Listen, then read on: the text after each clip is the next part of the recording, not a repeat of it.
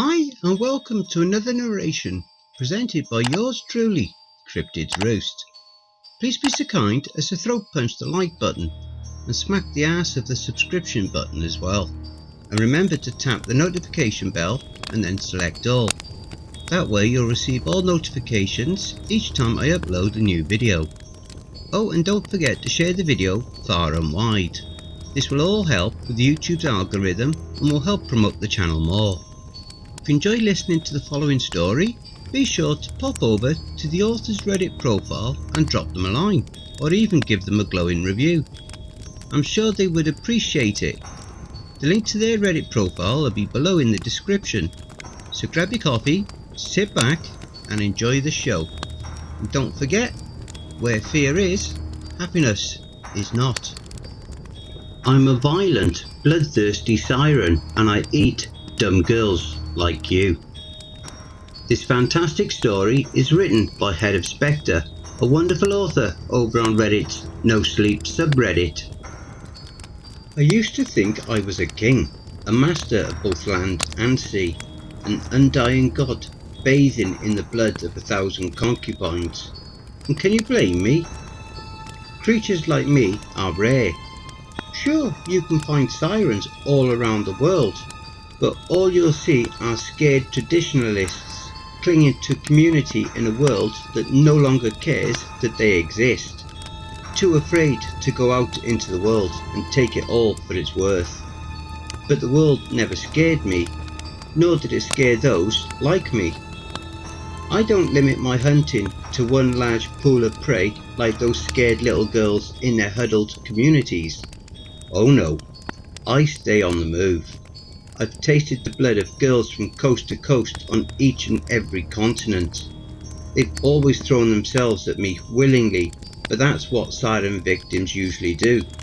We have a unique allure for those without the will to resist it. One look and they'll do anything we ask, anything at all. If I found the right girl, I could tell her to go home and take an axe to her parents and she'd do it. I could tell her to bring all of her friends to the beach and drain them all before sinking down into the ocean, never to be seen again, and she'd do it. Most of the time though, I don't bother with any of that. I'm a simple man. I eat, I fuck, sometimes I kill, and then I move on.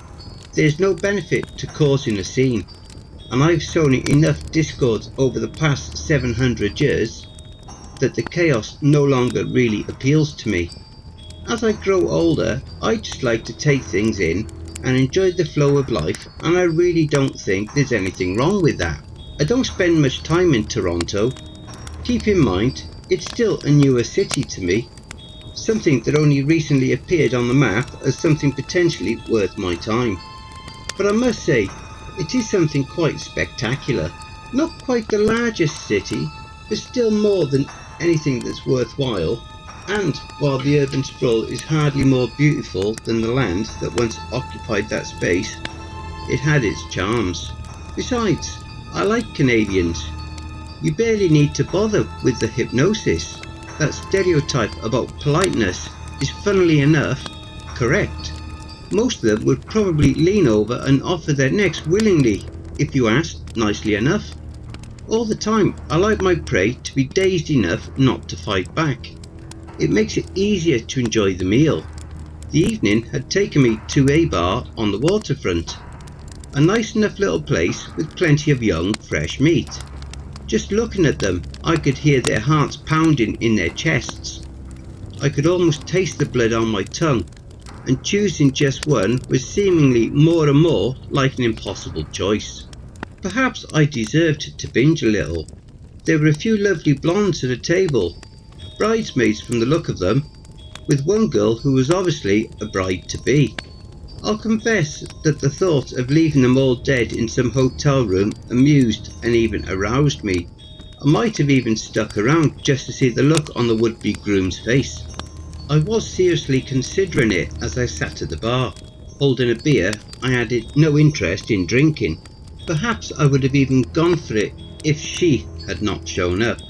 How do I begin to describe her? Just my type would be a good place to start. She was hardly the most beautiful woman I'd ever seen, but she was pretty enough. Her blonde hair was thick and left loose. I must admit it was her most attractive feature. Then of course there was her smile, cocky and confident. The kind of confidence I really like to see broken. Just looking at her, I could already envision her tight, lovely body torn almost completely in half. Pale ribs jutting out from where her torso had once been. Bloody entrails spilled out upon the immaculate white sheets of a hotel bed. Oh yes, she'd do nicely. "Sup," was the first thing she said to me in a cocky, arrogant tone that I was sure told me everything I needed to know about her. "Hey there, dollface," was my reply. "Can I buy you a drink?" "I dunno, can you?" "Ah, cute." I turned around to face the bar. "What's your poison?" "Just get me a beer." "No, 2 beers." "2 beers for the lady then." "Name's Nina." "Nina," I repeated, smiling warmly at her. "I like that. I'm Mark." She didn't respond. I'm not sure if she didn't care or was just pretending not to care. As soon as her beers came, she downed the first one quickly. Too quickly. But I suppose it wouldn't really matter. She'd be dead in an hour anyway. "You come here often?" I asked. "Nope. First time," she replied as she went for a cigarette. I felt my gills instinctively close. Technically, you weren't supposed to smoke in this bar, but this girl was the kind of smug trashy that probably saw rules as personal attacks on her freedom, and I wasn't about to tell her no. She must have noticed the way I recoiled, because she blew the smoke ring into my face before chuckling. "My first time too," I said quietly. "It's nice though. I don't make it to Toronto very often. A little loud in here though." "Well, I've got a hotel nearby that's quiet." I caught myself raising an eyebrow. Was she seriously already bringing up going off to a hotel with me? Alone? Well, I suppose I could fault her for a poor taste in men, but I couldn't fault her for knowing exactly what she wanted. "You don't waste time, do you?" I asked, trying to keep myself from laughing. "Dude, I can see your fucking boner through your goddamn jeans. I don't need to be a psychic to figure out what's on your mind. Now I just so happen to be in the mood to fuck around tonight. So let's not fuck around. Do you want to fuck around? Yes or no? Were Toronto girls really this easy?" Seriously, I couldn't stop myself. I actually found myself laughing at her. "Oh, how could I say no to that?" I said, watching as she finished her second beer. "Is your hotel close by?" "Just down the street, honestly. You're just my type. And judging by the way you were eyeing up those bridesmaids, I'm yours. So..." She shrugged. "No, I can't argue with that logic, can I?" I asked, leaning on the bar and smiling at her. She didn't smile back. Instead, she looked at my untouched beer and back at me before settling down her empty bottle. "You got a drink, that?" I pushed it over to her. "Knock yourself out, darling. Let's have some fun." She snatched at the bottle and turned around, gesturing for me to follow her. I'll admit that I took one final look at the bridesmaids before deciding that maybe I could find them again later. Even if I didn't eat them, I still liked the idea of killing them. Nina led me out to a bar and into the street. There was a tough, no-nonsense power in her stride. She was the sort of girl who didn't give a damn about anything, and I already knew I'd miss her when she was dead. Perhaps I'd have some fun with her before going in for the kill and take advantage of her poor judgment. "Down here, it's a shortcut," she said as she gestured to an alley we were passing. She took a final swig of my beer and ducked down into the darkness. I followed her. After all, what did I possibly have to worry about? The world seemed just a little quieter in the alley, and Nina slowed down a bit as we made our way down it. She looked back as if she wanted to make sure I was still following, then looked past me as if to confirm that we were alone. "Shit, I ain't fucking waiting. Look, do you want to get started? Right here? Right now?" "Well, if that's how you want it," I purred, drawing even closer to her. "I wouldn't mind at least a little taste before I get you into the bedroom." I watched her back herself against the wall as I drew nearer to her for that first kiss. She tasted of stale beer and cigarettes, yet there was a lovely sweetness beneath all of it. She kissed like she had nothing to lose, and I won't pretend for a moment that it didn't feel absolutely amazing. It took everything I had not to sink my fangs into her right then and there. Perhaps it might be more fun to bring her to the lake. Less clean up in there, and we could have our fun underwater. I brushed her hair out of her lovely blue eyes and stared into them. Why don't we start with that lovely mouth of yours, darling? I'd love to know what it feels like. She could have gotten on her knees immediately. At the very least, I should have felt her hands fumbling obligingly for my belt buckle. Instead, there was just the sound of shattering glass, followed by a white-hot pain in my side. I screamed before I even understood what had just happened. It had been so long since I felt this kind of pain that it seemed truly inconceivable, and yet there it was. I didn't even piece together that it had been Nina's fault until I felt the shards of the broken beer bottle jutting out of my side. Parts of it lodged in my gills. She pushed me back, sending me to the ground and standing over me. Broken glass was scattered at her feet, where she slammed the bottle against the wall to break it. She held the mostly broken neck wet with my own blood as she stared down at me. "Dude, gross," she said before rearing back and kicking me square in the face. I couldn't recall the last time a mortal had laid a hand on me, nor could I recall the last time I'd been in such severe pain. I flopped onto my stomach, bleeding and angry.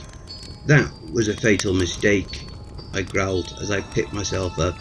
My head shot around to fix Nina in my gaze, and I only saw a flash of movement before something hard struck me in the head and sent me down again.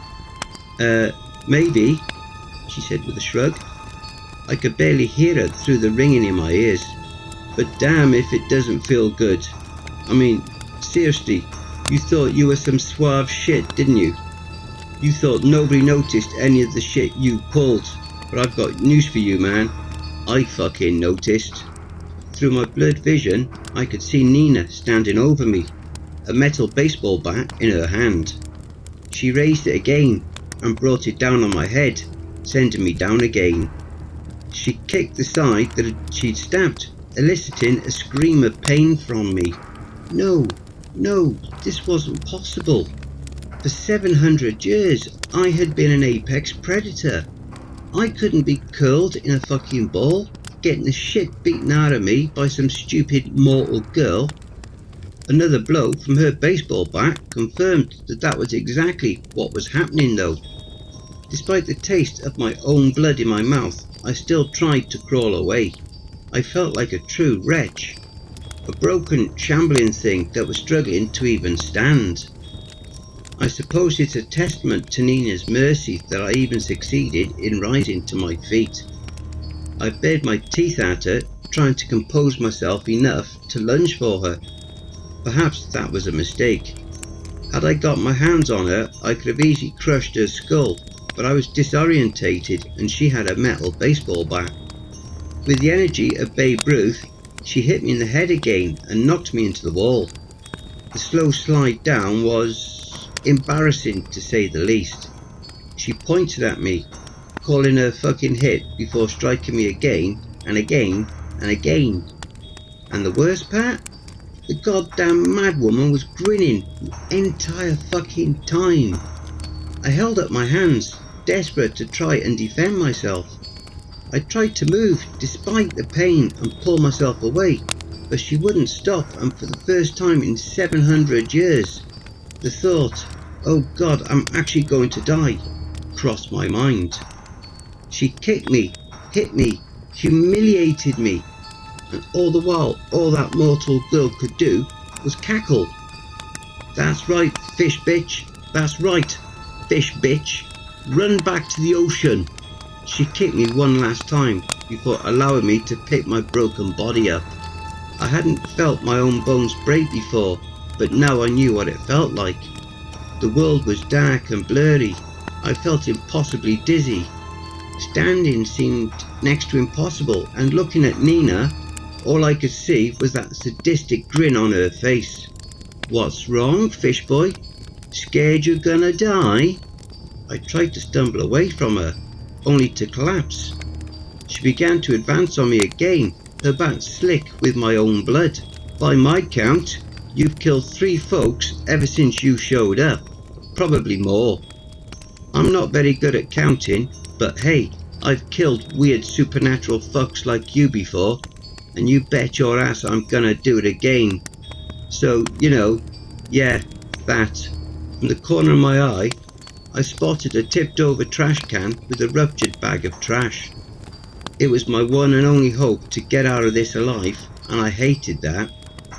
I watched Nina playfully twirl her baseball bat as she raised it to hit me again, and with the last of my strength, I moved. I grabbed the garbage and hurled it at her. The metal can struck her at an odd angle and knocked her off balance. The bag flew open, spilling its foul contents all over her. Had I been a little bit bolder, I would have gone for her fucking throat and drained her dry, but in that moment, the only thing I could think of to do was run. I picked myself up, nearly blacking out in the process, and I sprinted back the way I'd came. Behind me, I could hear Nina swearing angrily. "Get back here, you fishy fuck!" I just needed to make it to the water. If only I could make it to the water, I'd be fine. She couldn't hurt me if I was in the water. I could feel the lake calling to me, and I could hear Nina getting closer and closer. Running felt like an impossible task. The very act of breathing caused me more pain than I'd ever felt in my life, but I had to get away from her. I had to. I burst out to the alley, and it felt as if I'd just escaped the mouth of hell itself. The water shimmered just ahead of me, and I took one helpless look back to see Nina standing in the shadows of the alley, glaring daggers at me. I pushed past a few bystanders on the street in my mad dash for the water. I'm sure I caused a scene, but I couldn't have cared less. The second I reached the edge, I threw myself over and off the pier. The cool water splashed around me, engulfing me completely as I sank underneath it. It soothed my wounds and my aching broken bones. Breathing was still agonising. The gills on my right side were too heavily damaged. Swimming was out of the question too. I just sank to the bottom and crawled until I was under the dock. Then once I was in the cool, quiet darkness, I felt the world around me going black, and I wondered if maybe I was really dying. I consider myself lucky to be alive. I have slaughtered soldiers who dared tread on my path. I have murdered officers of the law without a second thought. I have left trail of bodies behind me for 700 years, and never once have I been defeated. And yet that woman, that fucking woman with the baseball bat, left me with scars that will never heal. My gills are still in pain. My bones, despite being set, have healed improperly. My body is eternally damaged. I have found a place to hide until I am well enough to flee Toronto, but I do not feel safe, not even close. She knew what I was. She had some idea of how many people I'd killed. She knew that I'd never suspect a trap and that I'd be easy to lure. She was smart enough to plan ahead to catch me off guard. She's likely smart enough to find me again, and if she does, what can I do to stop her? My strength was once my greatest asset, and that has failed me. My hypnosis will not work on her. I've always been the hunter. I've never been the prey. I've never known what it's like to be helpless before. I've never been so afraid in all my life. Don't forget, if you enjoyed that story, be sure to pop over to the author's Reddit profile and drop them a line, or even give them a glowing review. I'm sure they really would appreciate it. The link to their Reddit profile will be below in the description. Don't forget to check out the merch store. The link will be in the description and also in the video thumbnail. And if you'd like an honourable mention, send in a snapshot of yourself with your purchase and I'll feature it in one of the videos. Have you written a creepypasta story you would like me to narrate? Have you had any cryptid sightings, paranormal or supernatural encounters, or even had a creepy or terrifying situation you would like to share? Well, I now have my very own subreddit community where you can submit your stories. The link for that is also in the thumbnail as well as below in the description. You can submit your stories there, or you can send them to cryptidsroost@gmail.com. If you wish to remain anonymous, that's fine with me. Now I also have a Facebook group, Twitter, Reddit and Discord. And if you'd like to support the channel and help make it grow, my PayPal is paypal.me/cryptidsroost. If you wish to remain anonymous, that's fine with me. Now I also have a Facebook group, Twitter, Reddit and Discord. And if you would like to support the channel and help make it grow, my PayPal is paypal.me/cryptidsroost, and any and all donations would be gratefully received. Again, that will also be below. And don't forget, where fear is, happiness is not.